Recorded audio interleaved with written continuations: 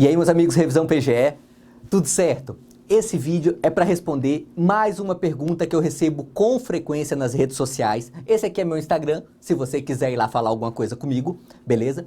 E essa pergunta que eu recebo com frequência, ela, claro, tem algumas formulações diferentes, mas em suma o que é melhor para estudar para procuradorias? Videoaulas, PDFs resumidos ou doutrina para concurso, beleza? Uma outra formulação dessa pergunta é se é possível passar em provas de procuradoria apenas com videoaulas, tá? Com frequência eu recebo essa pergunta, beleza? Vamos tentar responder cada um desses pontos de vista aqui, perfeito? Eu já deixo a ressalva que estudo é sempre uma questão individual, o nosso cérebro não funciona de forma igual, sabe? Cada pessoa tem suas peculiaridades. O que eu vou falar aqui são alguns critérios objetivos mesmo, são coisas que de fato funcionam e são verdades para a ampla maioria das pessoas, e algumas coisas que são características pessoais minhas. E aí nesse ponto eu vou falar, olha, isso é o que funciona para mim, não necessariamente vai funcionar para você. Você vai ter que averiguar, beleza? Se você é novo aqui no canal, já se inscreve que a gente está sempre trazendo conteúdo legal por aqui, beleza?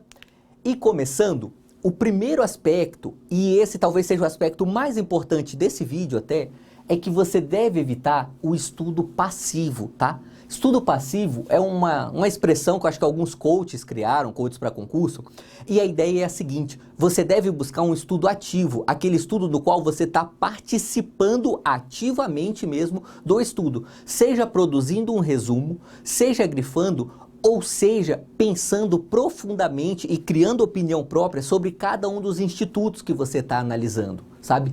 Isso é muito importante, principalmente para a sua memorização, tá? A gente tende a memorizar mais aquilo que a gente dá mais importância. E se você adota um estudo ativo, você tende a atribuir mais importância para aqueles institutos que você está estudando. Isso vai facilitar a sua memorização no longo prazo. E se você estiver produzindo um resumo, também vai facilitar o seu reestudo daqueles temas, né? E você deve buscar sempre desenvolver um raciocínio jurídico dos institutos, tá? Por mais que os institutos jurídicos, boa parte deles soem abstratos e um pouco confusos, quase sempre existe um raciocínio por trás daquilo, sabe? Quando você vê lá o ICMS, que o professor Leonardo que me perdoe, mas ICMS é um saco para estudar, sabe? Só fato gerador, ele tem uma meia dúzia de fatos geradores diferentes. Mas se você for analisar bem cada fato gerador daquele, você vai ver que todos eles são alguma forma de circulação de mercadoria. Aí a coisa começa a fazer mais sentido e você tende a memorizar mais fácil. Beleza? Então, sempre busque traçar um raciocínio jurídico, qualquer que seja a forma que você está estudando. Beleza? Agora vamos falar especificamente de cada uma dessas formas de estudo, tá? Começando pelos livros. Primeira coisa, não leia doutrina clássica, tá? Se você é um cara que tem um viés mais acadêmico, talvez você vai ficar chateado comigo de falar isso, mas a doutrina clássica ela vai te atrasar muito se você quer passar em concursos. Tá? Por quê? Porque os doutrinadores clássicos, eles se preocupam muito em te convencer do ponto de vista deles. O que é legal, é bom do ponto de vista da argumentação jurídica, mas faz com que você perca muito tempo com posições minoritárias e faz com que algumas vezes, principalmente naquelas disciplinas que você estudou pouco, você se confunda e você tende a achar que aquela posição minoritária do doutrinador é a posição que prevalece, tá? Por isso você deve evitar a doutrina clássica. Quando a gente fala em doutrina para concurso, a gente está falando desses livros da linha esquematizado, sabe? Esses livros, tipo o Daniel Amorim, tipo o Ricardo Alexandre, sabe? Esses são livros que a gente pode chamar aí, numa linguagem um pouco diferenciada, mas de doutrina para concurso, tá? Não confunda com aquela doutrina clássica. A doutrina clássica você esquece para concursos. Você deixa para estudar na faculdade quando você for fazer um mestrado ou doutorado, beleza? Por quê? Porque esses livros para concursos, eles são mais completos do ponto de vista do que as bancas cobram, tá? E são mais atualizados. Por exemplo, eu posso até te dar um exemplo prático disso. Eu gosto muito da Maria Silvia Zanella de Pietro. Gosto de verdade, tanto que quem acompanha as minhas aulas vê que eu a cito com frequência. Só que ela tem um defeito. Como ela é uma doutrinadora clássica, ela não dá muita atenção para a jurisprudência. Ela cita uma jurisprudência aqui e outra ali, mas por vezes ela simplesmente ignora o que o STF e o STJ estão decidindo. Por quê? Porque o objetivo dela não é seguir o STF ou o STJ. O objetivo dela é fazer com que o STF e o STJ que sigam ela, sabe? Então, por isso, esse é um livro muito bom para formar opiniões de verdade, mas não é um bom livro para você estudar para concurso, tá? E eu digo isso com toda sinceridade, mesmo gostando muito do livro da Maria Silvia, não é o melhor livro para você estudar para concurso. Beleza? Pronto. Passado isso daí, mais um critério agora para você escolher uma boa doutrina para concurso é o seguinte: no máximo você escolhe um livro por disciplina, tá? E eu tenho alguns vídeos aqui no canal em que eu falo vários livros de cada disciplina. São sugestões para você, mas não escolha mais de um, sob pena de você se tornar especialista em um assunto e reprovar nos demais, tá? E, na dúvida, e aí talvez algumas pessoas discordem muito de mim aqui, e se você concorda comigo ou discorda de mim, pode deixar aqui nos comentários, não tem problema nenhum, a gente amplia esse debate, é tranquilo isso, mas minha opinião, na dúvida, pega o livro menor, tá? Por que isso? Porque quando você está começando a estudar para concurso, você pode até achar que o dinheiro é o que te limita mais, que, sabe, que é família ou outros aspectos é o que limita você a estudar para concurso. Com o tempo, você aprende que o que limita de verdade é o tempo. O que separa um concurseiro do outro concurseiro é o quão bem ele aproveita o tempo que ele tem, tá? E quando você escolhe um livro um pouquinho menor, você está, de certa forma, ganhando um pouco mais de tempo. Tá? Isso quer dizer que os livros grandes são ruins? Não, claro que não, eles tendem a ser mais completos. Mas se você tem dois livros e você está na dúvida sincera entre os dois, e um tem 1000 e o outro tem 700 páginas, na dúvida eu pego o de 700 páginas, que pelo menos eu resolvo mais rápido aquele assunto e se for o caso depois eu arrumo outro material para reestudar, beleza? Mas eu já resolvo com mais velocidade aquela disciplina, ok? Essa, como eu disse, é a minha opinião, você tem todo o direito de discordar nesse aspecto aqui, sobre pegar o livro menor, beleza? Falar esses assuntos sobre livros, sobre doutrina, a gente tem que ver um pouquinho sobre videoaulas. E aí, sobre videoaulas, é outra opinião que pode ser um pouco polêmica, mas eu acho que é meu dever falar aqui, mesmo eu sendo professor de videoaulas, estudar exclusivamente por vídeo tende a ser um estudo fraco, tá? Eu disse tende, porque se você for buscar, você vai encontrar pessoas que passaram em concursos muito difíceis estudando só por videoaula. Mas essas pessoas tendem a ser a exceção, tá? A regra é, você tem que ler, você precisa ler, tá? E você precisa ler por um objetivo muito simples, por um motivo muito simples, desculpe. A prova é escrita, tá? Como a prova é escrita, se você não está habituado a ler, a tendência é que você leia devagar, que você tenha uma velocidade de leitura lenta.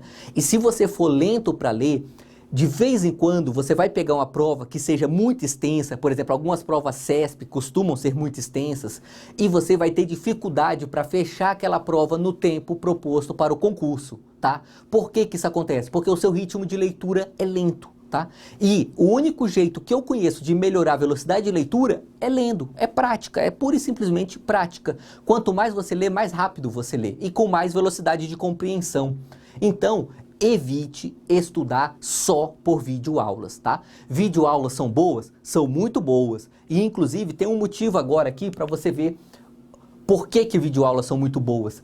Elas dão menos sono, tá? Isso, claro, também para a maioria das pessoas, né? Deve ter gente que pega uma videoaula e dorme com 2 minutos, mas essa pessoa é exceção. Na regra, videoaulas dão menos sono do que leitura, até porque a própria luminosidade da tela, do computador ou da televisão, já faz com que você fique mais acordado, sabe? Então, videoaula é excelente para estudar naquelas horas que você está cansado, tá? Se você é uma pessoa que trabalha o dia inteiro e vai estudar à noite ou algo assim, é interessante você pegar a videoaula nos seus horários mais cansados. É o que eu fazia na minha época de estudo. Eu fiz o intensivo 1 do LFG, e esse intensivo 1 do LFG eu fiz à noite justamente porque era um período que eu estava muito cansado, eu tinha dificuldade para estudar à noite. Aí eu falei, quer saber, eu vou pegar uma videoaula que eu vou ficar um pouquinho mais desperto e eu mudo um pouco o meu jeito de estudar aqui por um período para também dar uma certa descansada no modo de estudar, assim, sabe? Isso também é interessante. Beleza? E bons professores de videoaula, eles trazem um bônus para você porque eles te ajudam a pensar, tá? Lembra que eu falei lá no começo que você deve buscar o raciocínio jurídico dos institutos? Pois é, quando você pega um professor bom, mas aí tem que ser um professor bom, não é qualquer um que vai fazer isso, mas se você pega um professor bom, ele te ajuda a pensar nos institutos jurídicos. E quando você pensa nos institutos jurídicos, isso ajuda a sua memorização e ajuda até o que eu coloquei entre aspas aqui, que é o seu chute, tá? Por vezes a gente acha que chutar é puramente sorte e tal, mas não é. Tá? Existe uma certa técnica em chutar e boa parte dessa técnica passa por você ter um raciocínio jurídico bom. Quando você tem um raciocínio jurídico bom, você acerta temas que você não sabe, porque você consegue traçar analogias com outros institutos, você entende os princípios básicos daquela disciplina, sabe? Por vezes você vai estar lá em direito ambiental e vai cair uma questão cobrando a Lei Nacional dos Resíduos Sólidos, sabe? Da Política Nacional dos Resíduos Sólidos. E aí você nunca leu essa lei na vida, mas como você conhece o princípio da prevenção e da precaução, você já sabe eliminar umas alternativas e qualificar o seu chute ali. Beleza? Então, quando você tem esse bom raciocínio jurídico, isso te ajuda a fazer as provas na memorização e no chute. E bons professores de videoaulas vão te ajudar a desenvolver esse raciocínio jurídico. Beleza? Um ponto agora que você tem que levar em consideração nessa parte do desenvolvimento é que PDFs resumidos demais, e a gente consegue encontrar na internet com bastante facilidade PDFs bem resumidos. Por vezes eles são bons para você memorizar alguns institutos ali bem rapidinho, sabe? Ver ali meia hora antes da prova. Porém, eles não vão te ajudar a desenvolver um raciocínio jurídico. E isso vai ser bem ruim para você, tá? Então, esses PDFs, se eles forem muito resumidos, eles não servem para você. Não podem ser muito resumidos para você fazer um concurso de alto nível. Por isso que no Revisão PGE, nos nossos cursos, os nossos PDFs são relativamente grandes. Se você fizer o nosso extensivo, cada módulo tem entre 4 a 5 mil páginas de PDF, sabe? Por quê? Porque a gente sabe que você precisa desenvolver esse raciocínio e ver os institutos com detalhes. Beleza? Ok, agora eu vou falar como eu estudava, tá bom? Essa próxima parte, essa parte final do vídeo é a minha verdade pessoal e aí você tem todo o direito de falar, olha, isso se encaixa ou isso não se encaixa para mim, beleza? Como eu estudava, qual foi meu método? É o seguinte, isso que eu chamei aqui de fórmula pessoal, né? Eu usei livro para todas as disciplinas importantes, direito administrativo, constitucional, processo civil, tributário, não vou dizer você, vou dizer eu precisava ler um bom livro de cada uma dessas disciplinas para poder ter uma base sólida, tá? Então, para as disciplinas mais importantes, eu sempre adotei livro. Direito ambiental, eu cheguei a achar que não fosse importante, não adotei livro. Tomei um pau gigante lá em Direito Ambiental na PGE Rondônia na primeira fase. Corrigi esse problema como? Lendo um livro inteiro, capa a capa, de Direito Ambiental. Beleza? Então, para as disciplinas mais importantes, vá buscar um bom livro para você, tá? PDFs e resumos você pode usar para tudo, tá? Inclusive para essas disciplinas importantes. Só o que eu recomendo é que não seja única e exclusivamente o seu material de estudo, exceto se você já tem alguma base nessas disciplinas, tá? Se você já tem um bom domínio em direito constitucional, você pode até pegar um resumo de constitucional. Agora, se você não tem esse bom domínio, ou você lê um livro, ou você lê um PDF muito completo, que vai equivaler a um livro, né? Agora, um resuminho não vai bastar para você, tá? Em disciplinas menos importantes, um resuminho pode resolver seu problema sim, tá? E aí eu falo por mim também, direito do trabalho, eu nunca li um livro grande de direito do trabalho. Por quê? Porque não é o foco das procuradorias. As procuradorias cobram direito do trabalho, em regra, né, num nível um pouco mais superficial. Então só o que eu fiz foi ler resumos, foi ler livros bem pequenininhos mesmo de direito do trabalho, tá?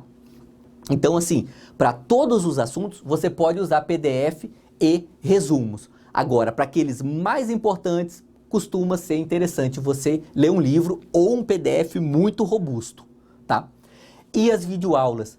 As videoaulas eu sempre gostei e eu sempre adotei para as minhas maiores dificuldades, tá? Por quê? Porque nas videoaulas o professor, ele pode usar, às vezes até por linguagem corporal ou por exemplificações, enfim, ele pode, de certo modo, expandir um pouco, sabe, a sua compreensão sobre aquele instituto. Então, se você tem dificuldade em um assunto, é muito legal você buscar videoaulas para esse assunto. Se você já tem facilidade, não é necessário você assistir a videoaula, tá? Se você considera que você já tem facilidade, exceto videoaulas para revisão, sabe, aquelas videoaulas bem rápidas em que o professor traz muita jurisprudência, muito dispositivo de lei importante, especialmente ali nos dias que antecede a prova, aí pode ser bem interessante para você. Beleza? Como eu disse, essa é a minha fórmula pessoal.